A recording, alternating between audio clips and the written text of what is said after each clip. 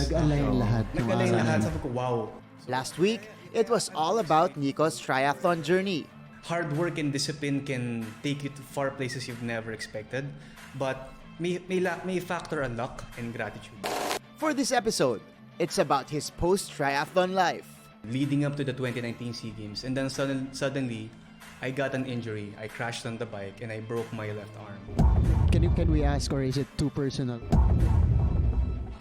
Of course, his favorite of all time. Mahirap yan ah. Sobrang hirap niya na. And a lot more. This is Martin's slick way of asking Sir Nikko for coaching. For this part 2 of our discussion with two-time SEA Games gold medalist in triathlon, Nikko Huelgas. Only here on Game On the Podcast. I'm not gonna be the best in the world given the situations. And I say this as in one of my mantras na life happens after training. So it's what you do.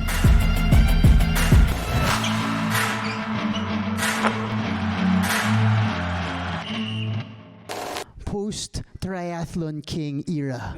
Yes. Okay. Ano na yung ginagawa mo? Did you maintain running, swimming, and biking? It was good. After the 2017 era, so many things happened along the way and leading up to the 2019 SEA Games, and then suddenly I got an injury. I crashed on the bike and I broke my left arm. And alam mo yun, the whole hard works like faded away just like that kasi I was set back for a couple of months. I missed the qualifications ng SEA Games 2019 kung saan tayo nag-host, diba? But I coped with it. Inisip ko na lang, it's gonna happen. Like paying taxes, getting injured, it's just gonna happen talaga. Part of the athlete's life. Yes, it's part of the injury. Sabi ko, buti na lang at least I was able to capture 2 and I had a good career. Now, if ever I do survive this, blessing na ako na makapag-compete again.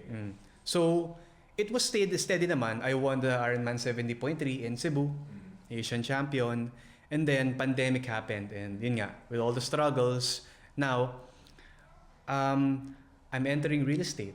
I'm back in college, so I want to be a real estate broker, appraiser, and pursue this new passion of mine. Something different. Something different, yeah. The next act. Yeah, so a lot of people don't know this, but yeah, it's a low-key thing na parang it's for myself. I saw it something that I became interested in, so. Okay. I have a question lang. Since a lot of people are getting into these kinds of events, swimming, biking, and running, would you consider coaching? Yes. I posted this and I'm doing some run clinics for some companies. Not individually, but I prefer group style. Para for me, it's more fun. So yeah, I would do it on a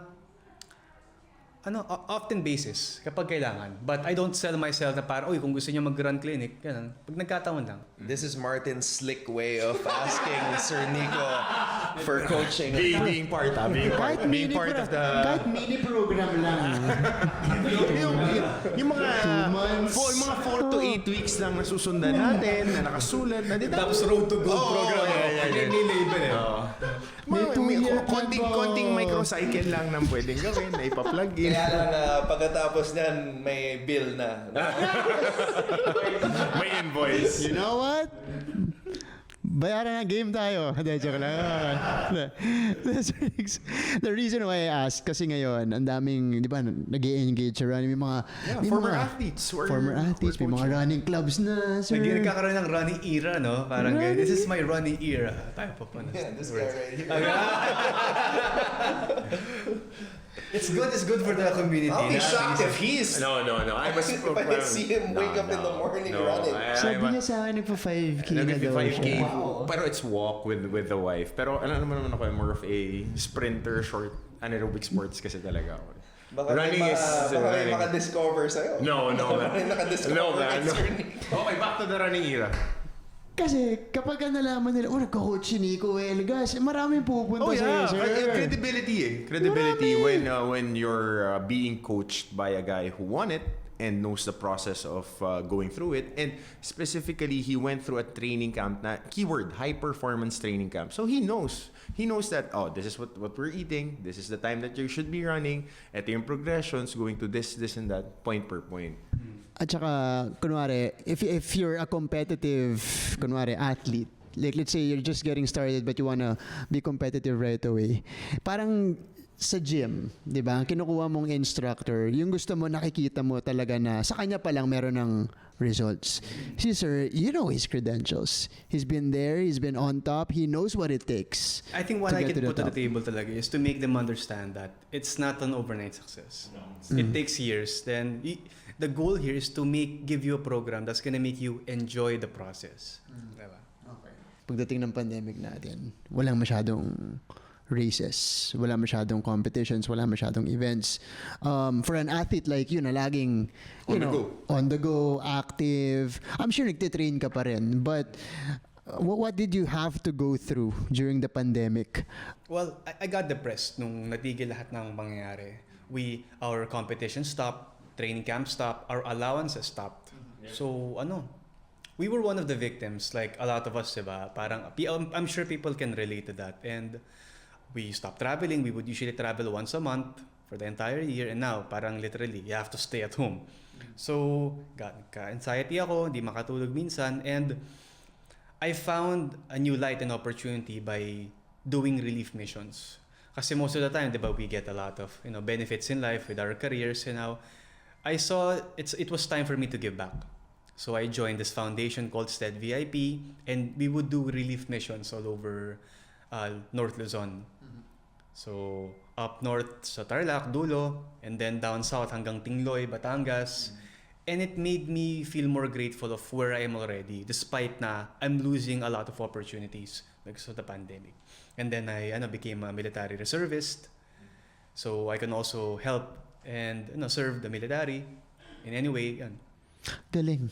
It was still a productive pandemic for, Sir Nikko. Productive pa rin. I think being a triathlete makes you think productively all the time because we're used to trying to manage our time with sports, 3 sports, and then balancing life, school, work, diba? And people say kasi, diba, they say na triathlon is a 3-discipline sport. It's not. It's actually a 6-discipline sport. 6. Swim, bike, run, family, work, and social life. Diba? How do you manage all of these things and making sure that no one's affected, diba? Especially your mental self. Okay. Speaking of social life, hapayawan lang natin ng konti. Okay, if you're an athlete like that and you train like that, meron ka pa bang nightlife? Meron ka pa bang social life? Kasi yung mga ordinary runners natin ngayon, yung mga nagta-triathlon, talagang kumbaga yung mga bakasyon nila naka-schedule around their training times. Yes. Yun yung parang lifestyle mo. So a triathlete's life revolves around the lifestyle in itself. So nakakasama mong kaibigan at social life ay yung kapwa triathlete friends mo. Okay. Which is good kasi you share the same bond, diba? Of passion of doing sports, healthy lifestyle, diba? Yun naman ang goal of triathlon eh. It is to make your life better. And ako, I serve as an example. I try to make sure that with my legacy as a national triathlete in the past is to show that I had a good life during my sport and especially after. So that you get to inspire more children to enter the sport and to say na parang, uy, gusto ko maging triathlete because tingnan mo, naging maganda buhay niya because he became one. And that's what parents hear rin, di ba? They look at these athletes and they compare like football players and basketball, they're rich, diba? So they encourage their children, do this sport, yayaman ka, gaganda buhay mo.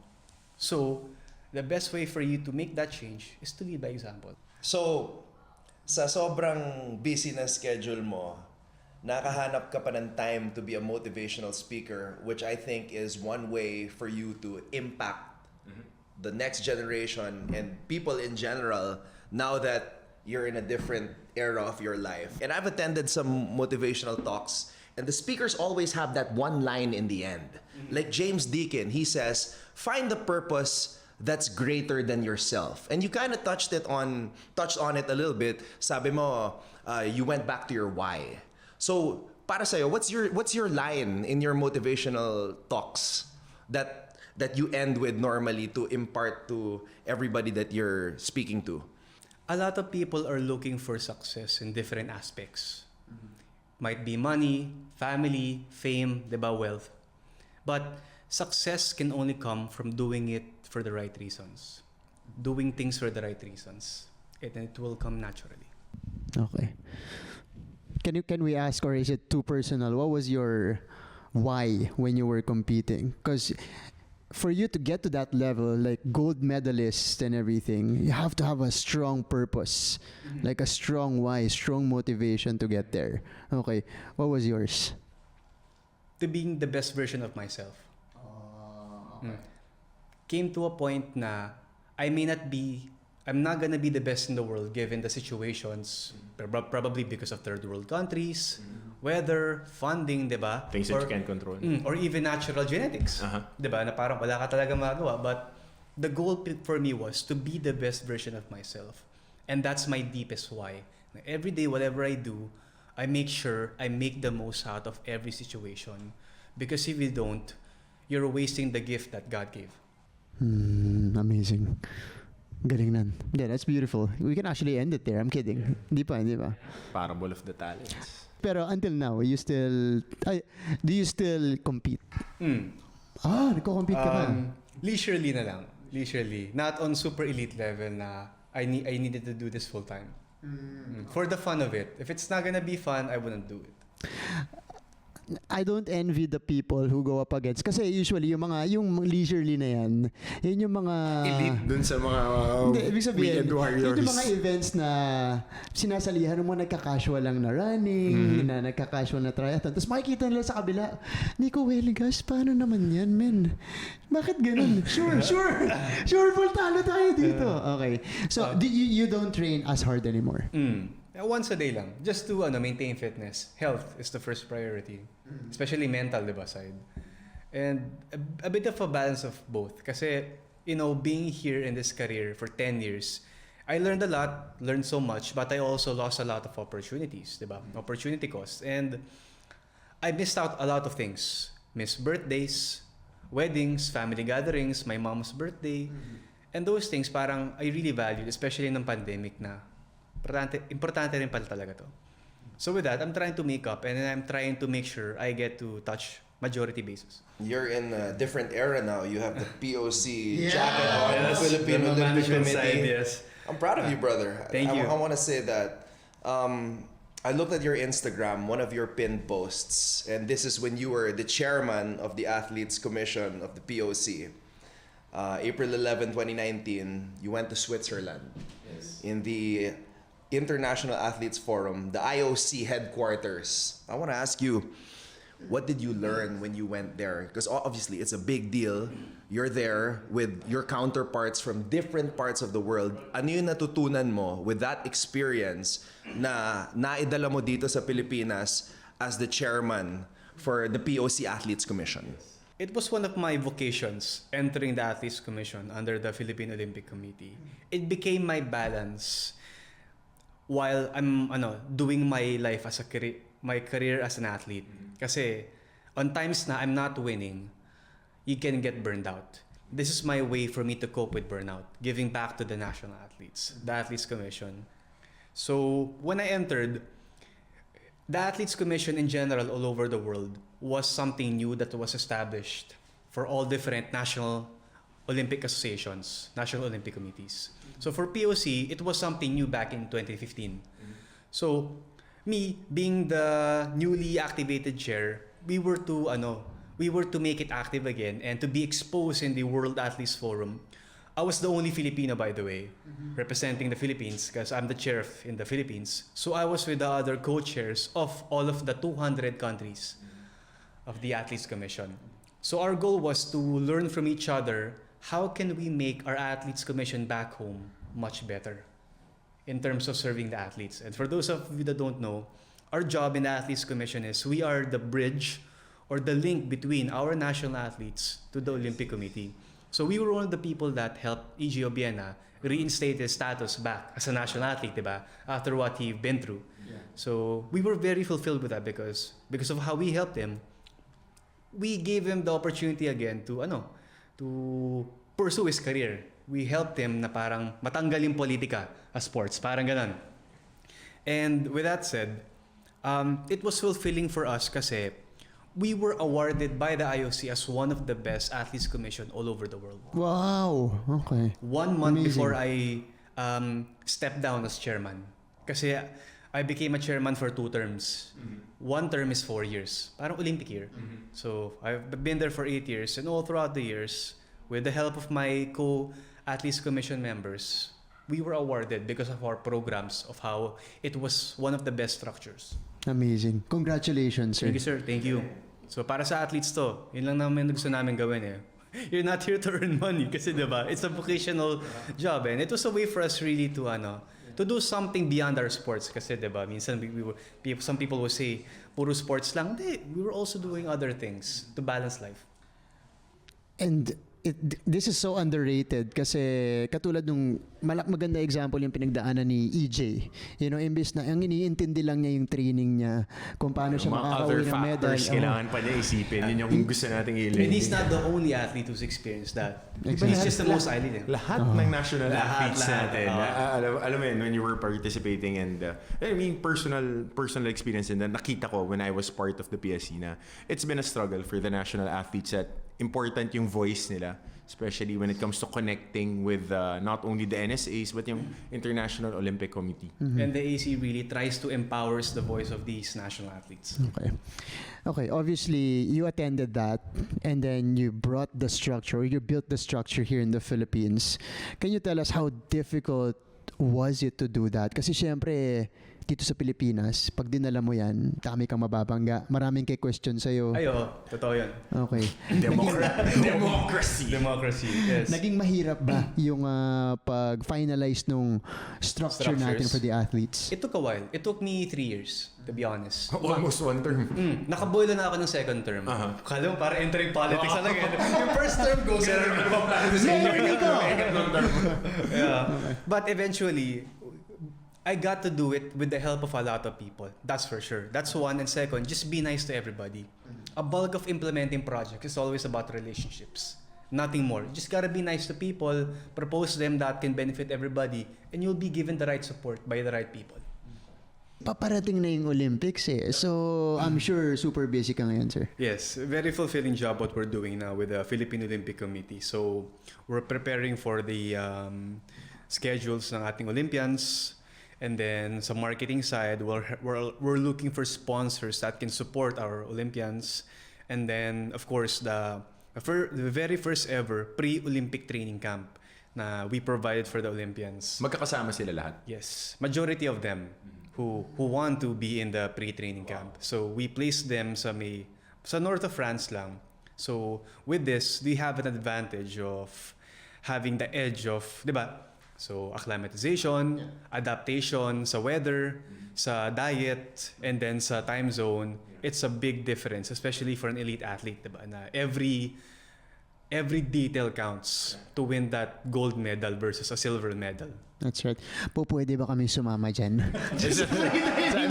Sinabi kasi North of France. Pero maganda kasi with the training, on the training side, you when you're acclimated to the competition area, ang laking bagay agad nun. I mean, give them 2 weeks or give them a month to be there. Ang laking bagay na well-adjusted.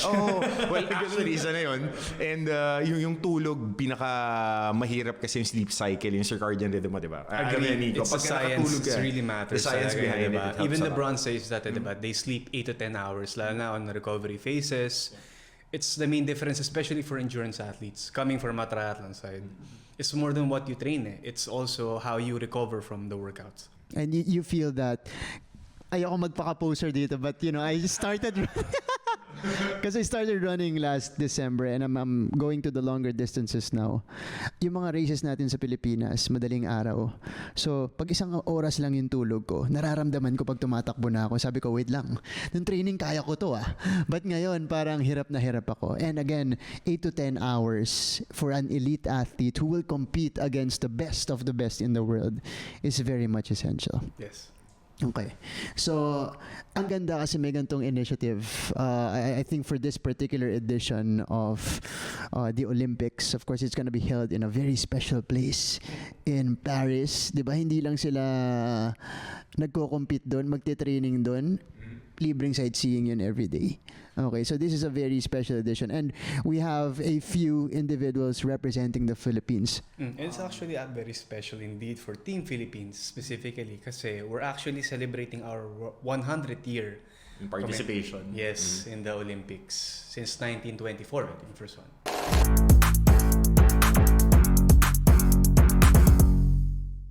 I have a segment here on the show called FOAT, or Favorite of All Time, also known as Votes! Of all the episodes, lagi tayo it's the delivery. Sir Nikko, who is your favorite of all time athlete? Ever. Atleta, ever. It has to be Michael Jordan. MJ. Love it. This is an MJ guy. Bakit si Michael Jordan yung favorite mo? He touches all of the bases. Especially when I watched the Netflix. Last Dance. The Last Last Dance. Dance. Okay.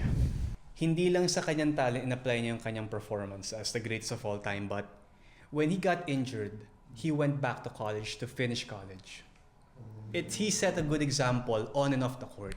I get, kasi everybody sees ba, parang the prestige of performance, pero what about the athletes that are never gonna be as good as that person? What can they apply beyond the performance of the athlete, diba? It's the afterlife or in between. What's So your next act? na-manage, diba? Para the balance ni MJ, sabi ko, sige, I'll finish college because I know, tinapos rin ni MJ.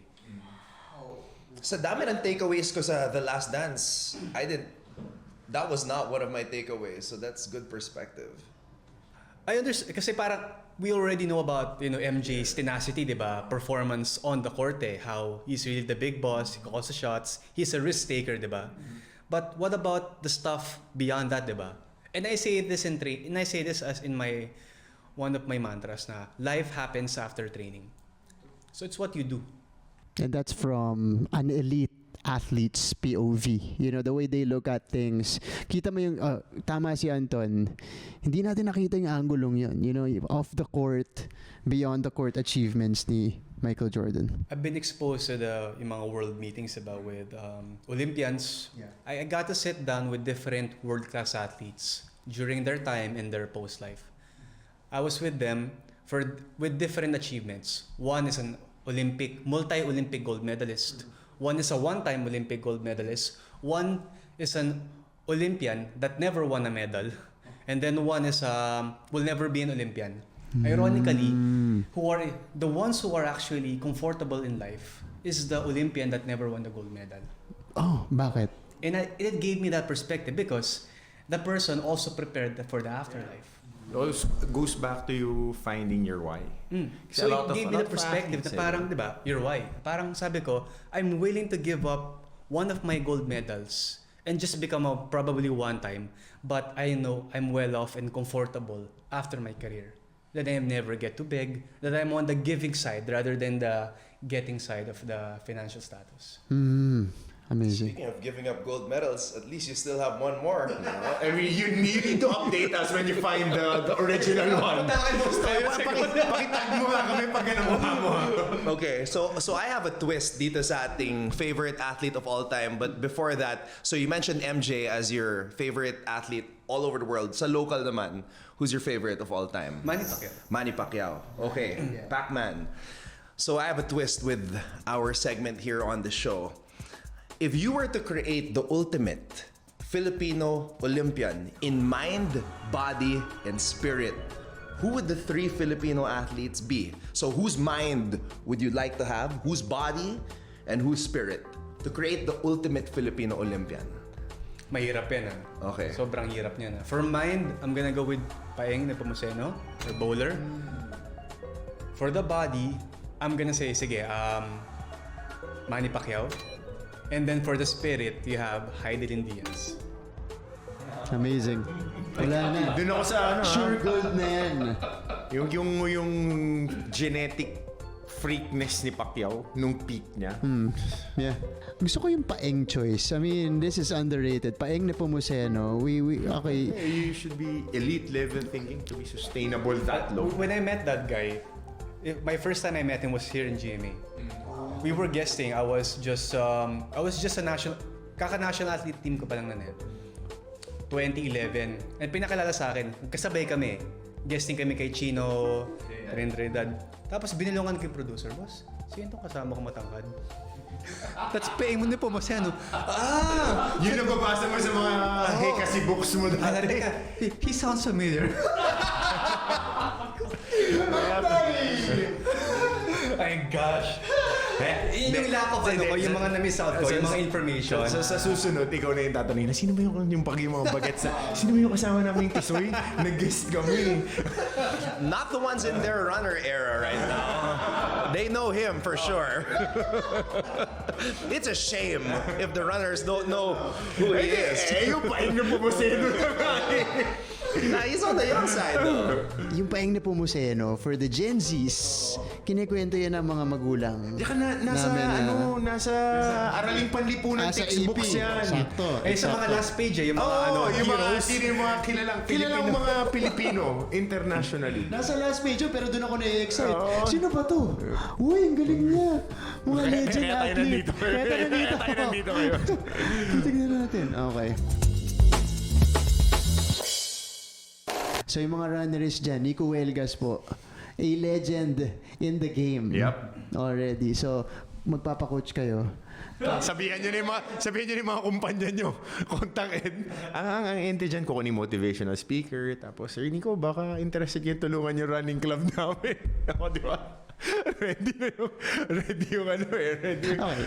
What's your message to the people who are getting into fitness, running, swimming, and biking? Kasi iba-iba ng gule per tao. Kumbaga, yung iba, they run because they enjoy running. And they don't want to be, fast. They don't want to be competitive. I just want to cover. They have goals for sure, but they don't exactly want to be competitive.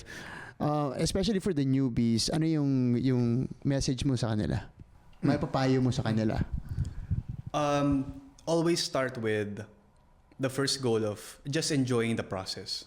So, don't rush into things. So, when I always give that advice na look for the right community that's gonna give you a good and positive influence. Whatever sport it is, might be open water swimming community, triathlon, running, choose the right ones and choose the right coach to mentor you into your journey. Wow. Okay. How important is it to have a coach? It's crucial. For me, it's one of the greatest investments. Finding the right coach for you that's suitable and tailor-fit to your style of training is very crucial. Sir Nix, ang dami mong fans ngayon, hanggang ngayon napanood ka 2015, 2017. Where can they follow you? What are your upcoming events? Yes, they can follow me on Instagram at Nikko Huelgas. I'm still active with activities. I still do fun runs, like I'm finishing trilogy run, and then I'm preparing as well for the Sydney Marathon. Whoa! On September.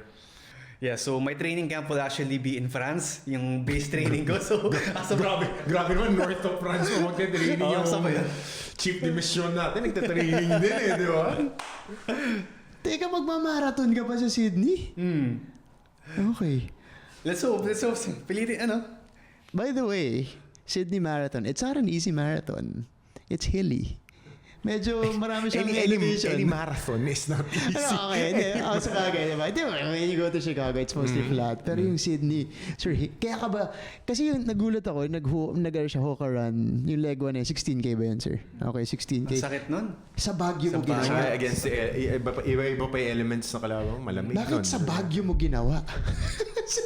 Para malamig. Nagka-time. Doon na nga pasok yung schedule. Divine intervention. Divine intervention. Ang sarap tumakbo sa Baguio. Masakit lang. Masarap na masakit. Palagi ka nakatingala dun Pataas lagi. Okay, sir. Thank you so much for joining us here on the pod. Thank you guys for having me. I really appreciate that. And hopefully guys keep supporting Philippine Triathlon and the entire running community. Thank you so much to our guest today, two-time SEA Games gold medalist in triathlon, Sir Nikko Huelgas. Thank you for sharing with us your story. Daming na-inspire sa iyo ngayong araw na to. And speaking of, our audience here, we thank you for engaging, for watching, for listening in different social media platforms. Andiyan kami Spotify, YouTube, and Facebook. Maraming salamat po. Keep supporting. We got more surprises for you in the future. That's right. If you like this video, do like and subscribe at GMA Sports PH wherever you're watching or listening to this on Facebook or on YouTube. And shout out, by the way, to Ma'am Pia Arcangel, who hosts Surprise Guest with Pia Arcangel. More than 100 episodes already. Sana umabot din ng more than 100 itong Game On the Podcast. My name is Anton Rojas. Siyempre, nabanggit na nga si Ma'am Pia. Also, please support the other GME podcasts. You can find it on our GMA News page, on GMA Sports. Most of them are, all of them are on Spotify and on Apple. Ako po, si Coach Hammer Martin Antonio. And this has been Martin Javier saying thank you for watching Game On the Podcast.